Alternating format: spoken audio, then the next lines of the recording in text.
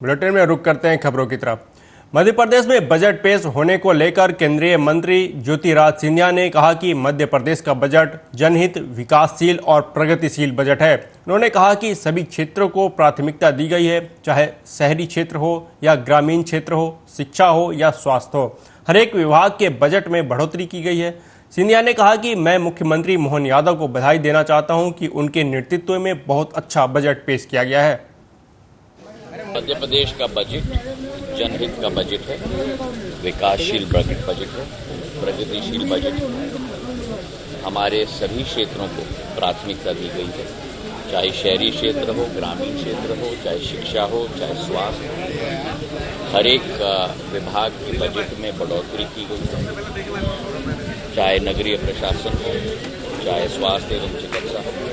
और प्रदेश का 100 गुना विकास हम लोगों का संकल्प है। मुख्यमंत्री मोहन यादव जी के नेतृत्व में मैं उनको बधाई देना चाहता हूँ। बहुत अच्छा एक बजट उन्होंने निकाला है और प्रदेश की जनता का विकास सुनिश्चित है। 4 लाख वो होगा जो औद्योगिकरण के आधार पर, नए निवेश के आधार पर नौकरियां भी उपलब्ध हो पाएंगी और पूरे मध्य प्रदेश में एक नई क्रांति कृषि एवं मध्य प्रदेश विधानसभा में विपक्षी दल के शोर शराबे के बीच मोहन सरकार के वित्त मंत्री जगदीश देवड़ा ने विधानसभा में 3,65,000 करोड़ से अधिक का बजट पेश किया। मोहन यादव सरकार का बुधवार को पहला पूर्ण बजट पेश किया गया। खजुराहो पहुंचे भाजपा प्रदेश अध्यक्ष एवं खजुराहो सांसद विष्णु दत्त शर्मा ने बजट की तारीफ करते हुए कहा कि यह बजट शिक्षा, स्वास्थ्य और किसानों को ध्यान में रखते हुए बनाया गया है। यह बजट सर्व जन सुखाय, सर्व जन हिताय को देखते हुए पेश किया गया है। उन्होंने कहा कि कुल मिलाकर इस बजट में अधोसंरचना विकास के लिए, ग्रामीण विकास के लिए, कृषि, महिला, शिक्षा, स्वास्थ्य और किसानों पर खास जोर दिया गया है। खजुराहो पहुंचे सांसद बीडी शर्मा ने पत्रकारों से चर्चा में कहा कि मोहन सरकार के बजट की जमकर तारीफ की। सरकार ने हमारे मुख्यमंत्री डॉक्टर मोहन यादव के नेतृत्व में अपनी सरकार का पहला पूर्ण बजट आज प्रस्तुत किया है। 3,65,000 करोड़ से ज़्यादा का बजट मध्य प्रदेश के अंदर हमारी सरकार ने प्रस्तुत किया। इसलिए मैं माननीय मुख्यमंत्री जी का, माननीय वित्त मंत्री जगदीश देवड़ा जी का बहुत हृदय से आभार और धन्यवाद करता हूं। ये बजट सर्वजन हिताय, सर्वजन सुखाय का बजट है। समाज के हर वर्ग को उसे सशक्त बनाने का बजट है। वहीं कांग्रेस विधायक नितेंद्र सिंह राठौड़ ने मध्य प्रदेश सरकार के बजट को जनता के साथ धोखा बताया। कांग्रेस विधायक का आरोप है कि जिन वादों को करके भारतीय जनता पार्टी स्पष्ट बहुमत से सरकार बनाने की स्थिति में आई, उनमें से अधिकांश को बजट में शामिल नहीं किया गया। चाहे वह लाडली लक्ष्मी बहन को 3,000 देने की बात हो, या सस्ते दामों पर गैस सिलेंडर, धान खरीदी का मामला हो, या किसान कल्याण की बातें, बजट में इनका नाम मात्र उल्लेख नहीं किया गया। कांग्रेस विधायक नितेंद्र सिंह का कहना है कि मोहन सरकार ने एक बार फिर बुंदेलखंड के साथ सौतेला व्यवहार किया है। बुंदेलखंड के विकास के लिए कोई बजट नहीं दिया गया, जबकि मालवा पर सरकार का पूरा फोकस रहा है। नहीं, ये नहीं कह सकते विपक्ष ने नहीं सुना। विपक्ष की अपनी बात थी, विपक्ष अपनी बात पे लगा हुआ था कि नर्सिंग स्कैम को लेके, जिसको सरकार ने नहीं सुना। लेकिन बजट कल आया, हम सबको बहुत उम्मीद थी, लेकिन मुझे नहीं लगता कि ये जनता के हित का बजट है। और उसका सबसे बड़ा कारण है कि जो वादे भारतीय जनता पार्टी ने चुनाव में किए थे जनता से, वो कहीं ना कहीं पूरे नहीं हुए। बहनों की बात उन्होंने, लाडली बहना 3,000 रुपये की बात की थी, उसको कहीं नहीं उसमें बजट में आया। उसके अलावा अगर आप देखें, गैस सिलेंडर की बात थी, वो कहीं बजट में नहीं आया। गेहूं खरीदी की बात थी 27 रुपये प्रति कुंटल, वो बजट में नहीं आया। 31 रुपये प्रति कुंटल धान खरीदी की बात थी, वो कहीं नहीं आया। और मैं बुंदेलखंड से आता हूं, मुझे ऐसा लगता है कि बुंदेलखंड के साथ दोहरा। वहीं यूपी के हाथरस में सत्संग के दौरान हुई भगदड़ में 121 से ज़्यादा लोगों की मौत हो गई। इस दुखद मामले में चित्रकूट स्थित तुलसी पीठाधीश्वर जगतगुरु श्री रामभद्राचार्य महाराज ने बाबा हरि नारायण पर बयान देते हुए कहा कि वह स्वयं को हरि नारायण बनाना चाह रहा था। सत्संग में सूट बूट पहनकर प्रवचन देना सनातन संस्कृति में ऐसी कोई परंपरा नहीं है। उन्होंने कहा कि अगर यह साक्षात नारायण है तो उसके सत्संग में इतने लोग कैसे मर गए। बाबा ने भोली भाली जनता को बहकाकर चौपट कर दिया। जगतगुरु ने कहा कि प्रशासन का इसमें कोई दोष नहीं है, इसके लिए प्रशासन को कोई सूचना नहीं दी गई। उन्होंने कहा कि सरकार और प्रशासन को पूरे मामले पर कठोर कार्रवाई करनी चाहिए। स्वयं अपने को नारायण हरि बनाना चाह रहा था कि मैं साकार नारायण हूँ। अब बताओ, जो साकार नारायण है तो उसके सत्संग में लोग मरे कैसे? और सूट बूट पहनकर, जूता पहनकर सत्संग करता है, वो उसकी कोई परंपरा ही नहीं। और भोली भाली जनता को भाका के चौपट करवा दिया। प्रशासन का कोई दोष है, प्रशासन को कोई सूचना दी गई? कोई सूचना प्रशासन को नहीं दी इन लोगों ने। अभी इसके लिए कठोर कार्रवाई करनी चाहिए सरकार को, प्रशासन को। हम तो उसको उज्जैन के टावर चौक पर लगी डॉक्टर भीमराव अंबेडकर की प्रतिमा के साथ बुधवार शाम को एक युवक ने छेड़छाड़ करते हुए आरी से प्रतिमा का चश्मा काट दिया। आसपास के लोगों ने जब युवक को देखा तो उसे बांधकर पीट दिया। सूचना मिलने के बाद अजाक्स संगठन से जुड़े लोगों ने टावर चौक पर धरना देकर विरोध जताया। युवक को पुलिस के हवाले कर एफआईआर दर्ज कराई गई है। पुलिस का कहना है कि युवक नशे की हालत में था। वहीं महापौर ने मौके पर पहुंचकर लोगों को सीसीटीवी कैमरा लगाने और गार्ड की व्यवस्था करने का आश्वासन दिया है। वहीं डॉक्टर अंबेडकर की प्रतिमा के साथ छेड़छाड़ होने की घटना की जानकारी मिलने के बाद टावर चौक पर कांग्रेस के पदाधिकारी भी पहुंचे। कांग्रेसियों ने प्रतिमा को दूध से धोकर शुद्ध किया। इस दौरान लोगों ने कांग्रेस का विरोध करते हुए पाखंडवाद नहीं चलेगा के नारे लगाए।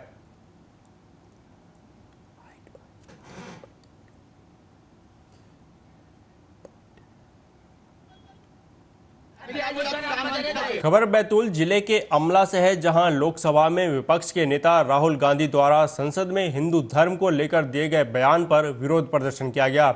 इसके विरोध में विश्व हिंदू परिषद और बजरंग दल के जिलाध्यक्ष रोमी बिलगरे के नेतृत्व में पदाधिकारियों एवं कार्यकर्ताओं ने पुरजोर विरोध प्रदर्शन किया और राहुल गांधी का पुतला फूंका। रोमी ने कहा कि हिंदू देश की सबसे बड़ी आबादी है जो सहिष्णुता, उदारता और कृतज्ञता का पर्याय है। उसे हिंसक कहना बेहद निंदनीय है। इसके लिए राहुल गांधी को माफी मांगनी चाहिए।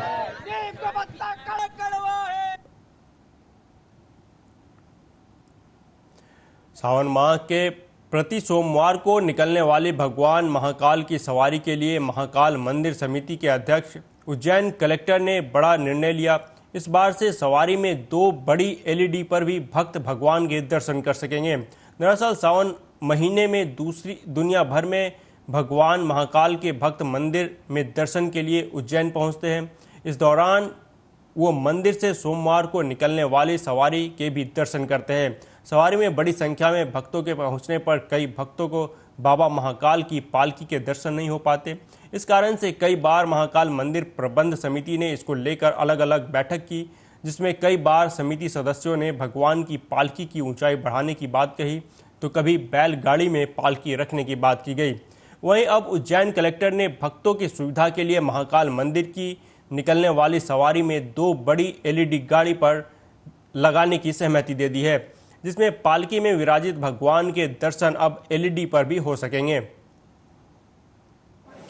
काल की सवारी निकलती है, उसमें पूरे रूट का निरीक्षण किया गया था। उसमें बार बार ये समस्या सामने आ रही थी कि लोगों को दर्शन करने में समस्या होती है। तो इस बार ये प्रस्तावित किया गया है कि महाकाल की जो सवारी है उसके साथ ही साथ पीछे एक वाहन हम लोग चलाएंगे जिसमें कि एलईडी लगी होगी दोनों साइड पर, और वो एलईडी पर लाइव फीड भगवान के प्राप्त होंगे और वो लाइव फीड के माध्यम से भी लोग जो है देख सकते हैं, ताकि यदि किसी से मिस हो जाता है भगवान के दर्शन करना तो पीछे जो एलईडी चल रही है उस पर ये दर्शन कर सकें। सागर जिले के बंडा के बिनेका ग्राम पंचायत में लंबे समय से गैर कानूनी तौर पर बगैर रजिस्ट्रेशन और डिग्री के अस्पताल संचालित करते आ रहे विनोद श्रीवास्तव के अस्पताल को स्वास्थ्य विभाग की टीम ने छापेमार कार्रवाई करते हुए अस्पताल को सील कर दिया। गौरतलब है कि खुद को डॉक्टर कहने वाले विनोद श्रीवास्तव की बजरंग दल के सदस्यों ने गर्भपात की दवाइयां बेचने और पीड़ितों को ब्लैकमेल करने की शिकायत की थी, जिस पर प्रशासन ने संज्ञान लेते हुए यह कार्रवाई की। जहां टीम को एक्सपायरी डेट की दवाइयां भी मिली, जिस आधार पर जांच टीम ने तत्काल कार्रवाई करते हुए अस्पताल को सील कर दिया। कल एसडीएम महोदय के निर्देशानुसार स्वास्थ्य विभाग की टीम के साथ में विजयनगर गई है। वहाँ पे मनोज श्रीवास्तव का क्लिनिक संचालित मिला, उनसे डॉक्यूमेंट्स मांगे गए, रजिस्ट्रेशन वगैरह मौके पर वो उपलब्ध नहीं करा पाए। कुछ एक्सपायर डेट की दवाइयाँ भी निरीक्षण के दौरान पाई गई, जिनको स्वास्थ्य विभाग ने जब्त करके और कार्रवाई करके क्लिनिक को सील किया। उधर शिवपुरी जिले के सुभाषपुरा पुलिस ने लूट, डकैती, हत्या के प्रयास जैसे कई गंभीर अपराधों को अंजाम देने वाले कुख्यात आरोपी सूरज पादरी को गिरफ्तार करने में बड़ी सफलता प्राप्त की है। जानकारी के अनुसार पिछले दिनों सुभाषपुरा में लूट और चोरी की 2 बड़ी वारदात हुई थी, जिसके बाद घटना को गंभीरता से लेते हुए आरोपियों की शीघ्र गिरफ्तारी के निर्देश दिए गए थे। इसके बाद सुभाषपुरा पुलिस को सांकरे वाले हनुमान मंदिर के जंगलों में जंगल सर्चिंग करते हुए मुखबिर से सूचना मिली कि गाड़ाघाट रोड किनारे एक व्यक्ति कोई घटना करने की नीयत से घूम रहा था। सूचना पर तुरंत कार्रवाई करते हुए सुभाषपुरा थाना प्रभारी ने पुलिस टीम के साथ मौके पर पहुंचकर उस व्यक्ति को पकड़कर पूछताछ की तो उसने अपने साथियों के साथ दोनों चोरी और लूट की घटनाओं को अंजाम देने की बात स्वीकार की। साथ ही उत्तर प्रदेश के कन्नौज में इत्र व्यापारी विमलेश चंद्र तिवारी के घर में सनसनीखेज डकैती की वारदात को भी स्वीकार किया, जिसमें आरोपी ने अपने साथियों के साथ मिलकर घर में घुसकर लोगों को बंधक बनाकर डकैती करके 50 लाख रुपए के सोने चांदी के जेवर सहित 7 लाख रुपए नगद और एक लाइसेंसी रिवॉल्वर साथ ले जाना स्वीकार किया। उत्तर प्रदेश में जून 2023 में इत्र व्यापारी हैं विमलेश तिवारी, उनके यहाँ घर पे बहुत बड़ी डकैती डली थी। 9-10 डकैत थे। वो लोग 50 लाख रुपए के सोना चांदी के जेवर और उनकी लाइसेंसी रिवॉल्वर और लगभग 8 लाख रुपए नकद ये ले गए थे। इसमें कुछ गिरफ्तारियां वहाँ की पुलिस ने कर ली थी। इस सिटी कोतवाली कन्नौज की घटना थी। और लेकिन जो मास्टरमाइंड था सूरज पारदी, वो लंबे समय से यूपी पुलिस की गिरफ्त से बाहर था। हमारे यहाँ भी ये घटना 24 और 25 जून 2024 की दरमियानी रात को घटी थी। आलोक भारद्वाज हैं, ये काम करते हैं, PWD के कंस्ट्रक्टर हैं। ये लौट रहे थे भोपाल से, तो लगभग 2-2:30 बजे इनकी गाड़ी पंचर की गई सुभाषपुरा हाईवे पे और 4 बदमाशों ने इनके 1 लाख रुपए, 2 अंगूठी और 1 चेन लूट ली। उसी रात एक और घटना चोरी की सांकड़े के हनुमान मंदिर में हुई थी। तो हम लोग हमारी घटना को भी ट्रेस कर रहे थे और यूपी पुलिस से भी हमें ये एक लेटर पहले से आया हुआ था। हमने अपने मुखबिर लगा रखे थे, तकनीकी साक्ष्यों का संकलन किया। आज सूचना मिली कि एक ऐसा बदमाश है जो संभावित हो सकता है इस घटना के अंदर और वो क्षेत्र में घूम रहा है। जब सुभाषपुरा टीम ने घेराबंदी करके उसको पकड़ा तो उसका नाम सूरज पारदी निकला, जो उसने घटना करना स्वीकार किया। हमारे यहाँ की भी उससे कट्टा भी बरामद हुआ है और यूपी पुलिस को जो मोस्ट वांटेड था वो भी यही सूरज पारदी है। पिता का नाम अनारत पारदी है और वहाँ की पुलिस को भी हमने सूचना दी है। कन्नौज एसपी साहब से भी बात हुई है। और उज्जैन में लोक स्वास्थ्य यांत्रिकी विभाग की सहायक यंत्री 60,000 रुपए की घूस लेते हुए पकड़ी गई। बुधवार दोपहर लोकायुक्त ने उन्हें रंगे हाथ पकड़ा। महिला अधिकारी ने पीएचई विभाग के ठेकेदार से 10 लाख रुपए का बिल पास करने के बदले घूस मांगी थी। ठेकेदार ने 2 टंकी और नल जल योजना के काम किए थे। इसका बिल 2020 से अटका हुआ था। ठेकेदार अक्षय पाटीदार ने बताया कि 2020 में जल जीवन मिशन योजना के ठेका लिया था। कोरोना की वजह से काम समय से पूरा नहीं हुआ। 4 महीने की देरी होने पर पीएचई विभाग ने 10 लाख रुपए का बिल रोक रखा था। ठेकेदार का कहना है कि बिल पास कराने के लिए पीएचई विभाग के गौघाट ऑफिस में चक्कर काट रहे थे। यहां पदस्थ सहायक यंत्री निधि मिश्रा ने अधिकारी के नाम पर 50,000 रुपए और खुद के लिए 10,000 रुपए की घूस की डिमांड की, जिसकी शिकायत उन्होंने 1 जुलाई को लोकायुक्त से की थी। जल जीवन मिशन में मैंने यहाँ पे एक निर्माण कार्य लिया था। घटिया ब्लॉक के 2 गांव थे मेरे पास, जीतरखेड़ी और कालूखेड़ी। उसमें मैंने 2020 अक्टूबर में काम मेरे को अलॉट हुआ था। उसको मैंने पूरी जी जान से मेहनत करके समय अवधि में कंप्लीट करने की पूरी कोशिश की, लेकिन 2021 मई में जो कोरोना लगा था, लॉकडाउन लगा था, उस वजह से और कुछ विभागीय विलंबों की वजह से मुझे 4 महीने ज़्यादा लगे काम करने में। तो मेरा काम जो था वो 6 महीने में पूरा करना था, जिसकी वजह से मुझे 10 महीने लगे। तो मैं 21/7 मतलब ये 2021 में अगस्त में मेरा काम कंप्लीट हुआ। पूरे मिला के मेरे को 4 महीने ज़्यादा लगे, जिसमें 2 महीने का कोरोना काल था और 2 महीने का विभागीय व्यवस्थाओं से मेरा विलम्ब हुआ। करता है अक्षय पाटीदार, इन्होंने एक साथ 2024 को एसपी लोकायुक्त श्री अनिल विश्वकर्मा साहब के समक्ष प्रस्तुत होकर शिकायत मांगने संबंधी आवेदन प्रस्तुत किया। इस शिकायत का सत्यापन एसपी साहब ने मेरे माध्यम से कराया। शिकायत सत्यापन के दौरान शिकायत सत्य पाई गई। उसी तारतम्य में आज ट्रैप का आयोजन किया गया और इस ट्रैप कार्रवाई में सहायक यंत्री श्रीमती निधि मिश्रा 60,000 रुपए लेते हुए ट्रैप की गई है। सर, किस मामले में रिश्वत मांगी थी? ये इनकी एक फर्म है, श्रीमान फर्म मानश्री, इनको ठेका मिला था किसी गांव में नल जल योजना में काम करने का 2020 में। तो इन्होंने काम कर दिया, कुछ 2-4 महीने डिले हुआ, ऐसा उनका बोलना है कि कोरोना के समय में, लेकिन उसके कारण डिले के कारण आज तक उनको 3 साल से लेके आज तक परेशान किया जा रहा है और उसके जो पेमेंट बकाया था उसका भुगतान नहीं किया जा रहा है। कितना? और उसके भुगतान के एवज में उसमें रिश्वत मांगी जा रही थी। तो लगभग 10 लाख रुपए उनका बताया है कि लगभग 10 लाख रुपए का जो भुगतान था उनका। रुक करते हैं अगली खबर का। डिंडोरी के विद्युत मंडल कार्यालय पहुंचे सैकड़ों की संख्या में ग्रामीणों ने बताया कि उनके गांव में पिछले 1 महीने से बिजली व्यवस्था ठप पड़ी हुई है, जिसके कारण उन्हें अनेकों तरह की परेशानियों का सामना करना पड़ रहा है। ग्रामीणों ने बताया कि बरसात का समय है, ऐसे में कोई अनहोनी होती है तो इसका जिम्मेदार कौन होगा। सैकड़ों की संख्या में विद्युत मंडल कार्यालय पहुंचे ग्रामीणों ने विद्युत व्यवस्था में सुधार किए जाने की मांग रखते हुए अपनी समस्याओं को विद्युत मंडल के अधिकारी के सामने रखा और जल्द इन समस्याओं का समाधान करने की मांग की। ग्रामीणों ने बताया कि अगर जल्द समस्याओं का समाधान नहीं किया जाता है तो उग्र आंदोलन करने को मजबूर होंगे, जिसकी पूरी जिम्मेदारी विद्युत विभाग की और जिला प्रशासन की होगी। आज हमारे क्षेत्र बैगा बहुल ग्राम, चाहे वो पंडरी पानी हो, कांदा टोला हो, चाहे दुई मोहानी हो, चाहे ठाड़ पथरा हो, गोपालपुर क्षेत्र हो, खारीडी हो, चाहे चौरा दादर हो, सब अंधेला में रह रहे हैं। और आज बरसात का दिन है। गर्मी में हमको लाइट भलाई न दें, लेकिन बरसात में देना चाहिए।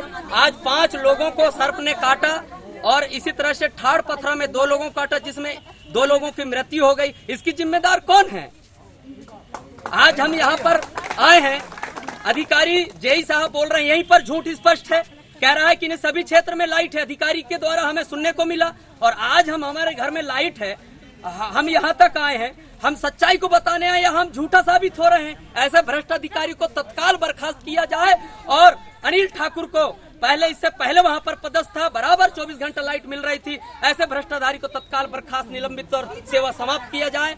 और दूसरी बात यह है कि कुछ जगहों में 25 केवी ट्रांसफर लगाया गया है और 200-300 वहाँ पर कनेक्शन है। कैसे? कुछ बिजली की समस्या लेके आए हैं कि कुछ गाँव में बिजली बंद है, अभी उनको चेक करवा के दिखवाते हैं कि क्या। अभी जेई साहब से मौखिक रूप से बात हुई है, उनके द्वारा बताया गया कि चालू है सप्लाई, अभी चेक करवाते हैं, अगर कुछ होगी तो चालू करवाते हैं कुछ दिन का। 1 महीने से बता रहे हैं वो तो कि बंद है, चेक करवा के पता चल पाएगा। कितने ग्रामीण आए हुए हैं सर आज? देखिए रहे 40-50 जने तो हैं। अब कैसे इनकी समस्या का समाधान होगा? करवा। अगली खबर सागर के देवरी से है, जहां नए वाटर सप्लाई प्लांट के पास स्थित पुरानी पानी की टंकी अत्यधिक जर्जर हालत में हो गई है। पानी की टंकी का ऊपरी सतह का कुछ हिस्सा टूटकर नीचे गिरने लगा है। जर्जर हालत को देखते हुए कभी भी पानी की टंकी ढह सकती है, लेकिन नगर पालिका परिषद इस जर्जर पुरानी टंकी की संभावित खतरे को लेकर बेखबर बना हुआ है। नए वाटर फिल्टर प्लांट से करीब 50 फीट दूर स्थित टंकी करीब 40 साल पुरानी है, जिसका निर्माण 1984 में किया गया था। नई टंकी का निर्माण होने के कारण पिछले 6 सालों से उसका उपयोग बंद हो गया। इसके बाद पुरानी पानी की टंकी लगातार जर्जर होती जा रही है। टंकी के ऊपरी का हिस्सा, बड़ा हिस्सा टूटकर नीचे गिरने लगा है। कई जगह बड़ी बड़ी दरारें भी दिखाई देने लगी हैं, जिससे टंकी गिरने की आशंका बनी रहती है। पुरानी पानी की टंकी के पास नगर पालिका की 2 फायर ब्रिगेड खड़ी की जाती है। यदि किसी दिन पानी की टंकी धराशायी हुई तो दोनों फायर ब्रिगेड क्षतिग्रस्त हो सकते हैं। इसके अलावा नया वाटर फिल्टर प्लांट की बिल्डिंग भी इस टंकी के गिरने से क्षतिग्रस्त हो सकती है। नए वाटर प्लांट के आसपास नगर पालिका कर्मचारी भी काम करते हैं, जिससे उनकी जान को भी खतरा बना हुआ रहता है।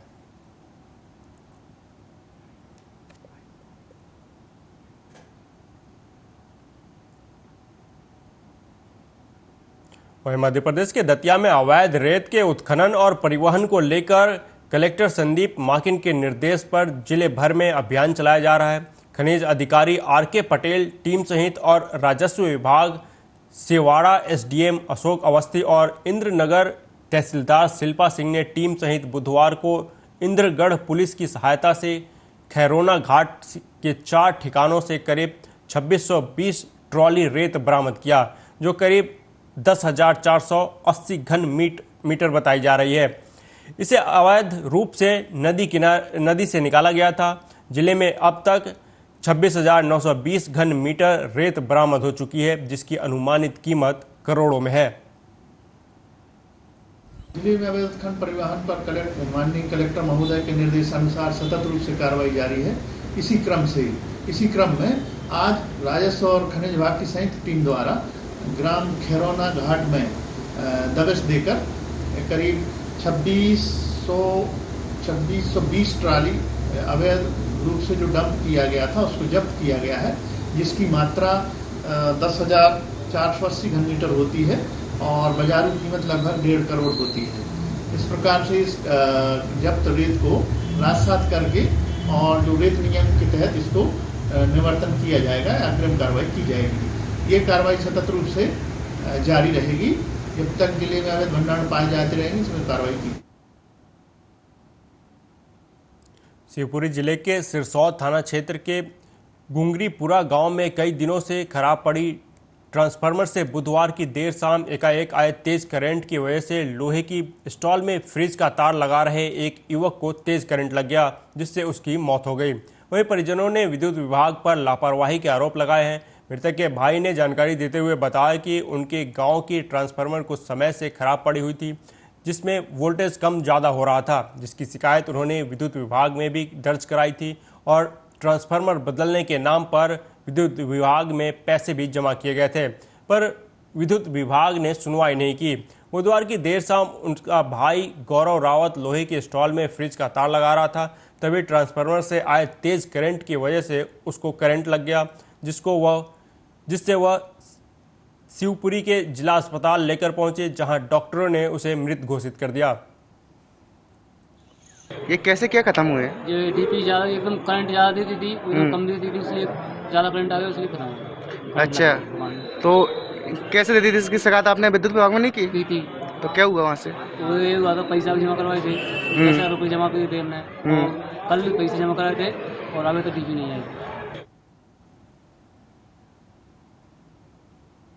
वहीं सोरई स्थित मध्य भारत एग्रो प्रोजेक्ट कंपनी द्वारा निकल रहे जहरीले पदार्थ क्लू प्रदूषण से आसपास के ग्रामीणों सहित शहरवासी भी बीमारियों के शिकार होने लगे हैं।